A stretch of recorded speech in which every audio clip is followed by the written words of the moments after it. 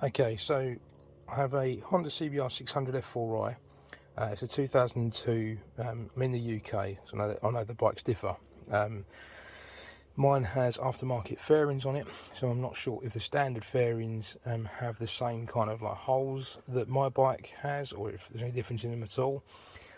So basically, after seeing a couple of posts about the Winglet Mirrors, I started looking into them a while ago. Saw a couple of Rizomo ones, and they were like stupid money. And then I saw a link, or someone posting on the F4i forum on Facebook, and they basically had a set that were off of eBay. So I thought I'd investigate. So UK price, I found a set on eBay for £23.99. Now, with the exchange rate in the States, I'm not sure what that equates to, but I know there's not that much difference now.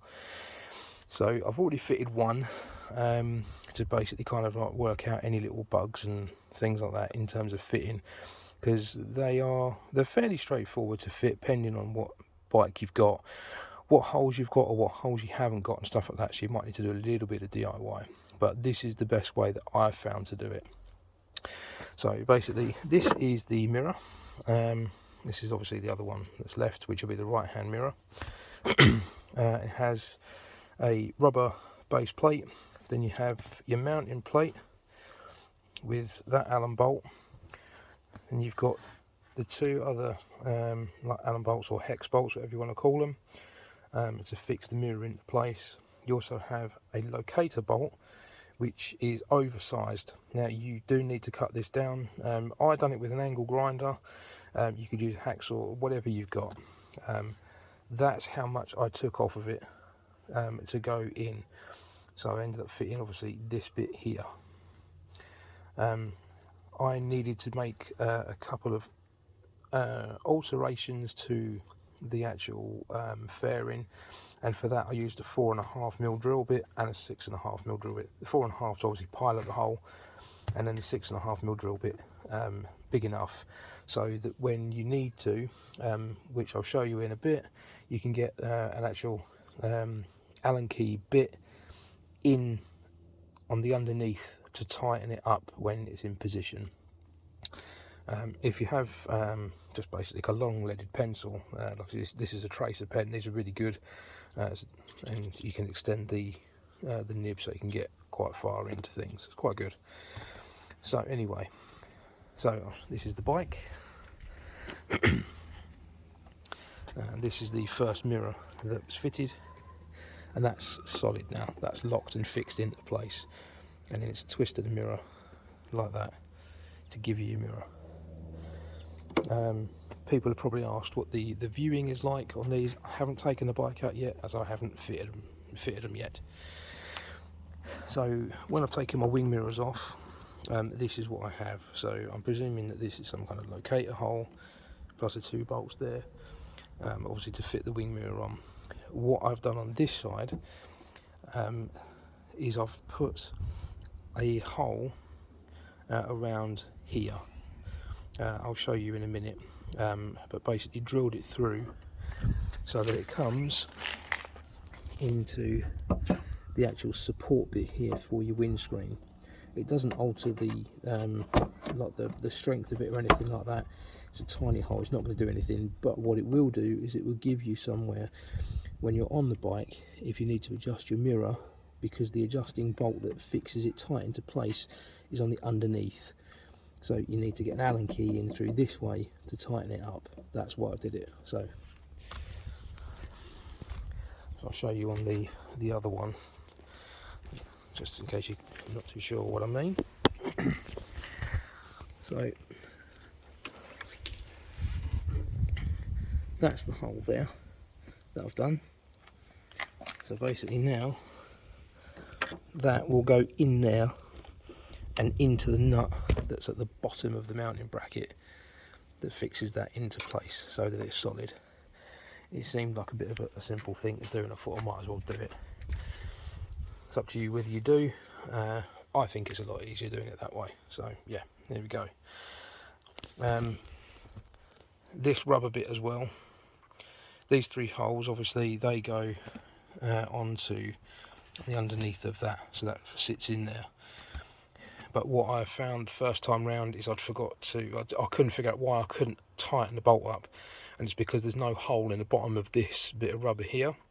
So just below that middle one, if you fold it in half and then basically cut a section out on the underneath of it, that should give you enough room to get the bolt, the Allen key tool in to be able to tighten it up, because otherwise it's just really annoying.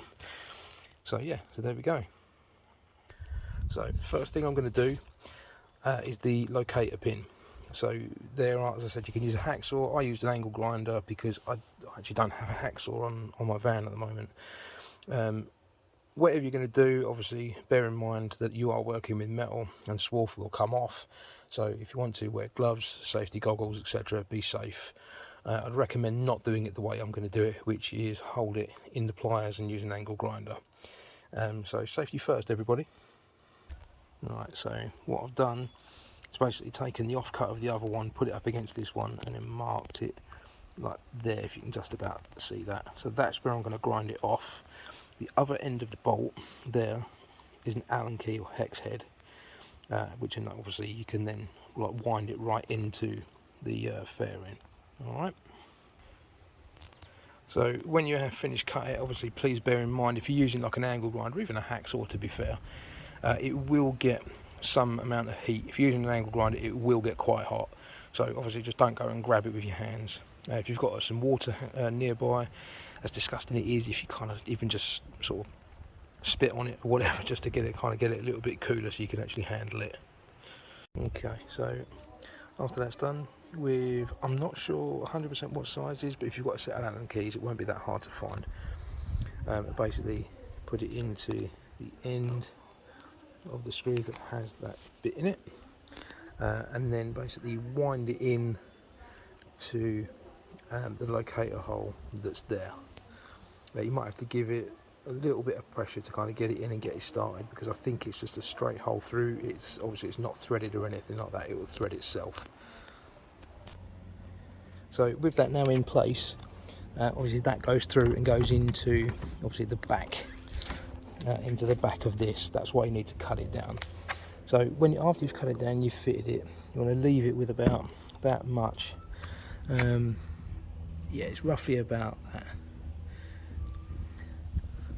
and that should give it enough space for the mirror mount plate to basically wind on to hold it into place. If you need to adjust it, you'll see anyway, because you'll obviously tighten up as far as it will go, and it will be sitting proud of the actual fairing. In that case, then just wind it down a little bit more. Okay, so now you need to basically put the other hole in here, and the simplest way to do it is to put the mounting bracket, the mounting plate on, fix it into place, and then obviously drill like through the actual fixing bracket, because that way the hole's going to be exactly where you need it to be. So stick this on. So it should have said, obviously, not just a case of sticking it on and putting those bits in. So you need to put it on that locator pin first, wind it in to wherever it's going to be, and it will get quite snug, which for me is about where it is now, because that's nice and tight. So that's kind of where I want it, because it's not to obviously hold the mount into position, to hold the mount onto the fairing. It's just basically to hold it into position. So now put the two bolts in that clamp it to the fairing, and then we'll go from there. So with them now fixed firmly into position, now what you want to do is get your drill with a 4.5mm drill bit and go basically straight in the center of that, and then right through to the actual metal bracket as well. Go right through. So that's the first hole in. It's a 4.5mm hole first. So now do the 6.5, which will give you enough room on the other side to put the Allen key through. Okay, so in typical Chinese fashion, what I've basically found is the hole for the Allen key bolt in here is a like marginally different size. So it's probably like 6 3/4mm or something like that. So what I've had to do is basically run the 6.5mm through but kind of bore the hole out ever so slightly all the way through, which will enable that to then come right the way through. So, but it'll be fine because the bolt can't go out any further than that. So just had to make it a bit of a bigger hole, a bit more of a whirring.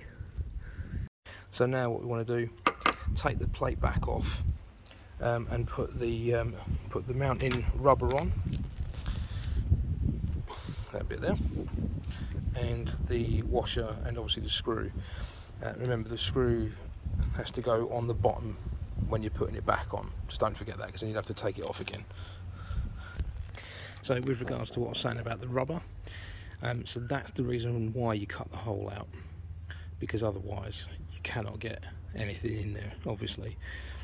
So yeah, cut that hole out, because then that'll leave the bolt exposed for when it's fitted to the fairing, and then you can get your Allen key in through the hole that you've just drilled and tighten it up. Sweet. So when you're actually putting this on, it's a little bit fiddly and it's a little bit annoying, because you kind of have the urge that you basically just want to obviously tighten it right up, but you can't, purely because the rubber grips. So there's two ways you can get around this. Either don't wind it all the way around, because when you do, it will basically start to do this. You'll end up with it like that, and that's tight now, but you can't get the rubber around. So the only thing I can suggest is you could try and lube it up with some WD-40, like silicone or something like that, like a silicone spray, or basically wind it ever so slightly back until it's about one turn back. That's still tight enough to hold it into position, and when those bolts go in, it will clamp that mounting frame, clamp the base plate onto the fairing. So it's not going to go anywhere. I would say do it like that, rather than tightening it all the way around and buggering about with this rubber base plate. Yeah, I'll do it like that personally. Next, goes without saying, put your bolts in.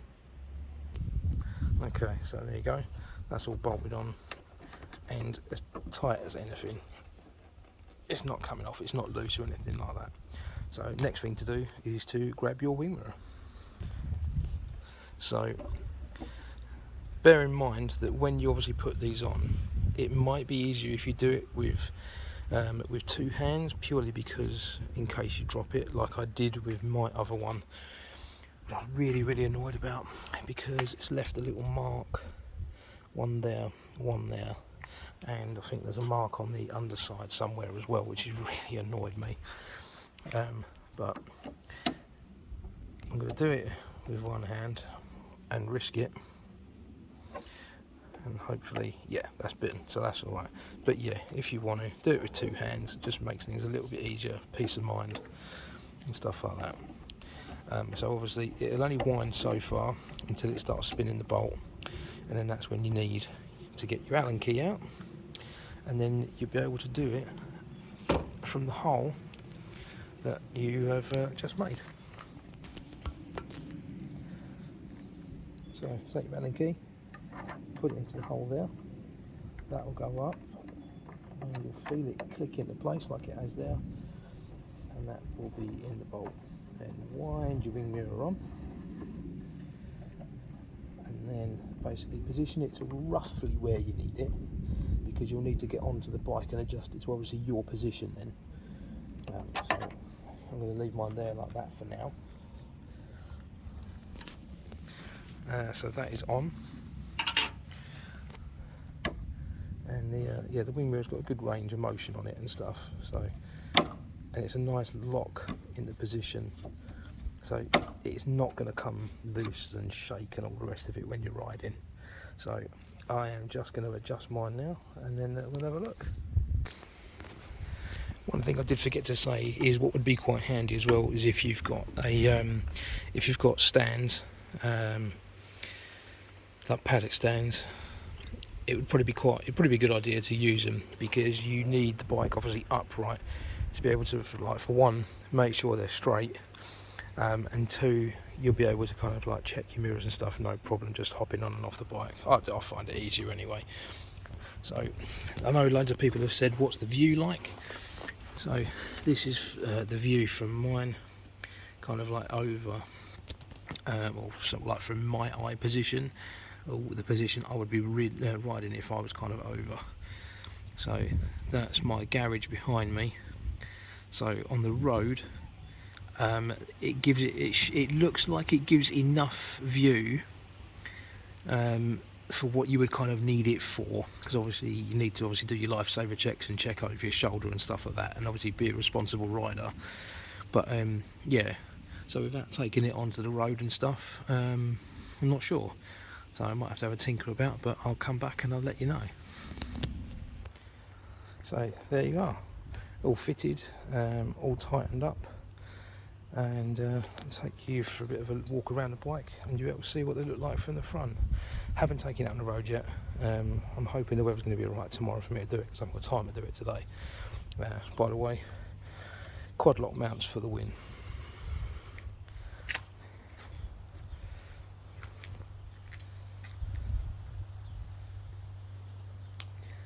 So yeah, my bike's a little bit dirty, apologies for that, but yeah, I think they look alright. I think they look quite smart. People will probably take the piss and stuff like that, but yeah, I don't care. So there you go. Well, I hope that's helped anyway. If there's anything else that I've forgotten or whatever, or if there's anything other little things that you can think to do, then obviously drop it in the comments in this post. Sweet, thanks very much for watching.